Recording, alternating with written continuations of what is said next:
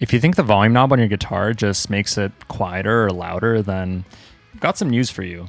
It's not quite what it does. It actually behaves a lot like a gain knob would on an amp. That's to say, if you have any kind of crunch or distortion in your guitar tone, then as you roll off your volume knob from 10 down to 1, you're actually going to get less distortion and less crunch in your tone, but the volume itself is not necessarily going down. So it really is behaving more like a gain knob. So to understand why this is happening, you have to kind of understand that the guitar is the first piece in the signal chain. What the volume knob is doing on the guitar is it's going to be controlling the strength of the signal that's leaving your guitar and going into the amp. And so really what ends up happening is, when you send the amp a stronger signal, for example, your volume knob is at 10 or close to it, the amp just has more to work with. So it can distort more, has a really clear signal, and it's going to sound, really full bodied and probably have a lot of clarity and that sort of thing. But when you send a weaker signal, your volume knob is lower than 10 or lower than 5 or something like that. The amp just has less to work with. The difference between the sort of